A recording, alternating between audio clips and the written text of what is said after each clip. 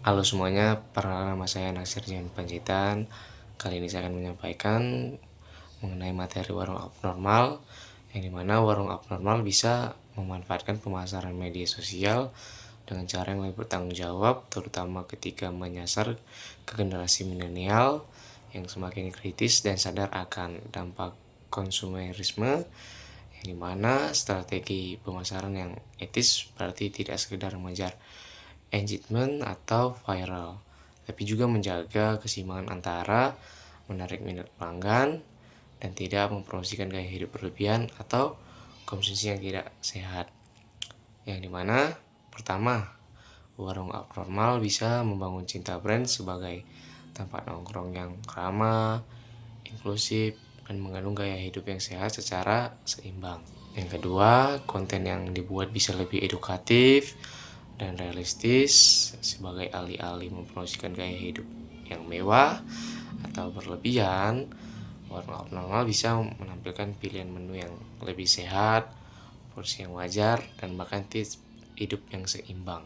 Lalu yang ketiga, brand perlu menghindari promosi yang berlebihan yang menimbulkan ekspektasi tidak realistis. Konten sebaiknya tidak memaksakan standar hidup tertentu, seperti menampilkan kebahagiaan yang berlebihan hanya karena makanan atau nongkrong di tempat tertentu. Keempat, dalam konteks tanggung jawab digital, warung abnormal perlu transparan dan jujur dalam promosi. Jika ada diskon atau promo, informasi harus lebih jelas dan tidak menyesatkan. Ini penting untuk menjaga kepercayaan pelanggan, terutama ketika brand sedang menghadapi isu penutupan cabang. Kalau berada dalam tim pemasaran digital warung abnormal, pedoman etika yang akan diterapkan, yang pertama, konten harus selalu jujur dan tidak manipulatif.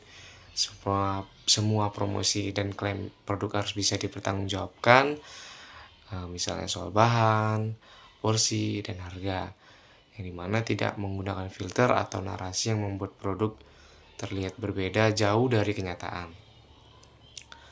Lalu yang kedua, mengutamakan kesejahteraan pelanggan.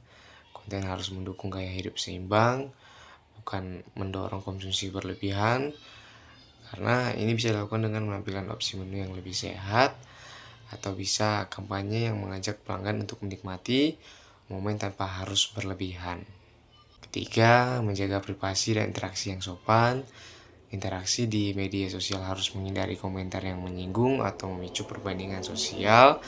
Tim harus responsif dan juga menjaga batas etika. Keempat, mengutamakan konten yang bermakna dan relevan, fokus pada cerita yang mendukung nilai komunitas, kreativitas, dan kebersamaan. Dengan strategi ini, warung abnormal tetap bisa menarik minat generasi milenial secara efektif, tetapi dengan cara yang lebih bertanggung jawab. Brand tidak hanya menjadi tempat makan, tetapi juga ruang sosial yang mendukung gaya hidup sehat, realistis, dan autentik. Sekian penyampaian dari saya. Terima kasih.